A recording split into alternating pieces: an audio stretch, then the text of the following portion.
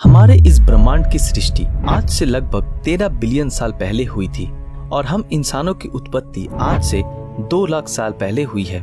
इसका मतलब अगर हम ब्रह्मांड की सृष्टि से हम इंसानों की सृष्टि के समय की अगर तुलना करें तो ये समय मात्र पलक झपकने जितना होगा। और इन्हीं 2 लाख सालों में हम इंसान पहले जंगलों में रहकर जंगली जानवरों का शिकार करके अपनी जिंदगी गुजारते थे और सिर्फ 100 से 200 सालों में हम इंसानों ने काफी तरक्की कर ली है और आज हम पूरे पृथ्वी पर राज करते हैं। आज हमारी साइंस और टेक्नोलॉजी बहुत ज्यादा एडवांस हो चुकी है और आने वाले सालों में हम और भी ज्यादा एडवांस होने वाले हैं। और इन सारे साइंस और टेक्नोलॉजी के एडवांसमेंट के पीछे सबसे महत्वपूर्ण योगदान है ऊर्जा का।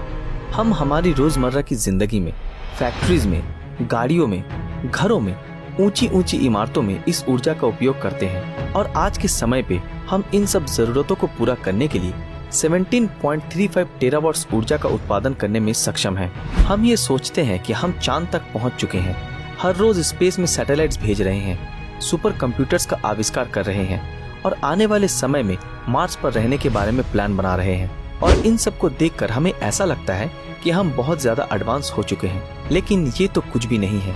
इस वीडियो को पूरा देखने के बाद आपका ये भ्रम भी टूट जाएगा। साल 1964 में सोवियत एस्ट्रोनॉमर निकोलाई कार्डासेव ने पूरे ब्रह्मांड के सिविलाइजेशन की आधुनिकता का परिमाप करने के लिए एक स्केल का निर्माण किया जिसका नाम है कार्डासेव स्केल।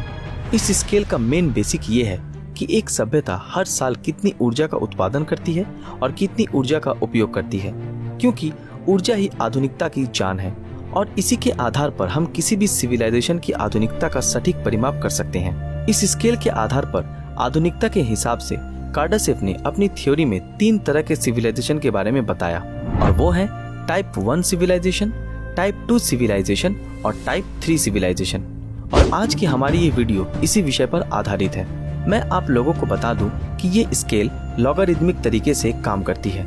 इसका मतलब ये कि जैसे जैसे हम एक एक स्टेप ऊपर चलते चले जाएंगे वैसे वैसे ऊर्जा की जरूरत इसके मल्टीपल्स में बदलती चली जाएगी। चलिए अब इन सिविलाइजेशन के बारे में विस्तार से जानते हैं। Type 1 civilisation. कार्डासेव की रिसर्च के मुताबिक टाइप 1 वो सिविलाइजेशन है जो अपने पूरे ग्रह की सारी ऊर्जा को कंट्रोल करने में सक्षम है। इसका मतलब एक ऐसी सभ्यता जो अपने ग्रह पर मौजूद सारे नेचुरल रिसोर्सेज का पूर्ण इस्तेमाल करने में और सूरज से आने वाली रोशनी को एब्जॉर्ब करके उसका पूरा इस्तेमाल करने में सक्षम है। लेकिन हम हमारे सूरज से आने वाले ऊर्जा का पूर्ण इस्तेमाल अभी भी नहीं कर पाए हैं। एक रिसर्च के मुताबिक हम सूरज से आने वाली ऊर्जा का मात्र 14,000 भाग का 1 भाग इस्तेमाल करने में सफल हुए हैं। और इस आंकड़े को देखकर हमें ये लगता है कि हमें टाइप 1 सिविलाइजेशन बनने में ही कई हजारों साल लगेंगे। लेकिन दोस्तों, आप दिल छोटा मत करिए, क्योंकि जैसे मैंने आप लोगों को पहले बताया था कि ये एडवांसमेंट का ग्रोथ लॉगरिदमिक है और इसका मतलब ये कि हम पिछले हजारों सालों में जितने एडवांस नहीं हुए हैं, आने वाले 100 या 200 साल में इससे कई गुना ज्यादा एडवांस सिविलाइजेशन बन जाएंगे। क्यों, सुनकर अच्छा लगा? टाइप 1 सिविलाइजेशन बनने के बाद हम हमारी पृथ्वी को अपने कंट्रोल में कर पाएंगे, हम मौसम बदल पाएंगे, पृथ्वी का रूप पूर्ण रूप से अपने हिसाब से चेंज कर पाएंगे और जाने कितना कुछ कर पाएंगे। साइंटिस्ट फ्रीमैन डायसन और मिचियो काकू के मुताबिक हम आने वाले 100 या 200 सालों में टाइप 1 सिविलाइजेशन बन जाएंगे। लेकिन ये टाइप 1 सिविलाइजेशन भी टाइप 2 सिविलाइजेशन के आगे पानी कम चाय के जैसा है। टाइप 2 सिविलाइजेशन, इस सिविलाइजेशन का दूसरा नाम स्टेलर सिविलाइजेशन भी है। टाइप 2 सिविलाइजेशन अपने सितारे यानी सूरज से उत्पन्न हो रही सारी ऊर्जा को कंट्रोल करने में सक्षम होगा और इस ऊर्जा को पूरे सौरमंडल के किसी भी हिस्से में संचार कर सकेगा। ये सुनकर ही किसी सपने जैसा लगता है ना? और शायद इम्पॉसिबल भी, लेकिन साइंस के लिए कुछ भी इम्पॉसिबल नहीं है। इस थ्योरी को सच्चाई का रूप देने के लिए एक मॉडल भी बनाया गया है जो इसके सितारे से निकल रही सारी ऊर्जा को एब्जॉर्ब करने में कारगर साबित होगा। इस मॉडल का नाम है डायसन स्ट्रक्चर। ये मॉडल असल में एक सैटेलाइट का झुंड है जो किसी भी सितारे को चारों तरफ से घेर कर उससे उत्पन्न हो रही सारी ऊर्जा को एब्जॉर्ब करेगा। और इसके अलग अलग मॉडल भी डिजाइन किए गए हैं, जैसा आप इन पिक्चरों में देख सकते हैं। इस मॉडल के हिसाब से अगर हम हमारे सूरज से उत्पन्न हो रही सारी ऊर्जा, जो कि है 400 के साथ 24 जीरो लगाने पर जितने नंबर होते हैं, उतनी वाट की ऊर्जा को एब्जॉर्ब कर उसका इस्तेमाल कर सके, तब शायद हम टाइप 2 सिविलाइजेशन बन जाएंगे। सिर्फ सूरज की ऊर्जा को एब्जॉर्ब करना ही नहीं, एक टाइप 2 सिविलाइजेशन अपने सौरमंडल के सारे प्लैनेट्स पर अपना कंट्रोल कर पाएगी। स्पेस में घूम रहे एस्टेरॉइड्स पर माइनिंग करने में सक्षम होगी और बेसिकली जो मन चाहे वो कर पाएगी।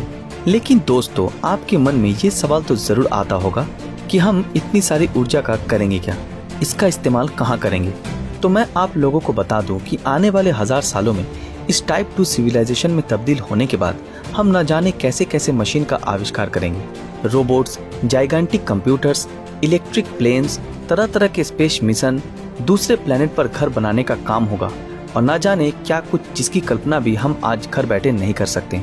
चलिए अब आते हैं उस सिविलाइजेशन पे जो सबसे एडवांस्ड सिविलाइजेशन है उसके बारे में, यानी टाइप 3 सिविलाइजेशन। इस सिविलाइजेशन का दूसरा नाम गैलेक्टिक सिविलाइजेशन भी है। अब तक तो हम सिर्फ अपने सितारे या फिर अपने सौरमंडल तक ही सीमित थे, लेकिन टाइप 3 सिविलाइजेशन वो सिविलाइजेशन है जो पूरी की पूरी गैलेक्सी की सारी ऊर्जा पर अपना कंट्रोल करने में सक्षम होगी। क्यों झटका लगा? लगने वाली बात ही है।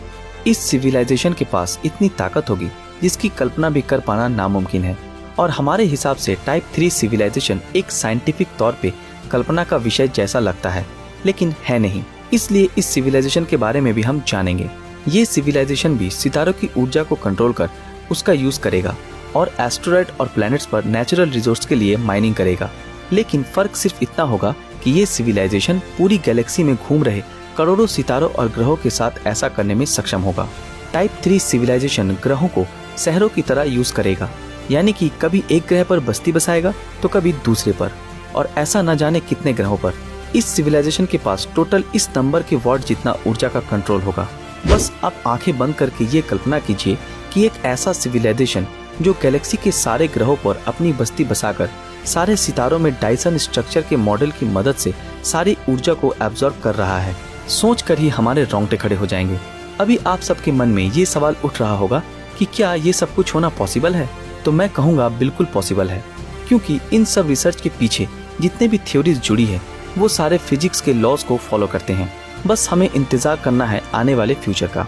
दोस्तों, आज का हमारा ये वीडियो यहीं पर समाप्त होता है। इस वीडियो के बारे में आपकी क्या राय है हमें कमेंट में ज़रूर बताएं। दोस्तों, अगर ये वीडियो आप लोगों को पसंद आया हो तो इस वीडियो को लाइक और ज़्यादा से ज़्यादा शेयर ज़रूर करें। अगर आप लोगों ने हमारे फेसबुक पेज ब्रीदिंग नॉलेज को फॉलो नहीं किया तो तुरंत फॉलो कर दें। तो फिर मिलते हैं आपके साथ अगले वीडियो में, तब तक के लिए अलविदा।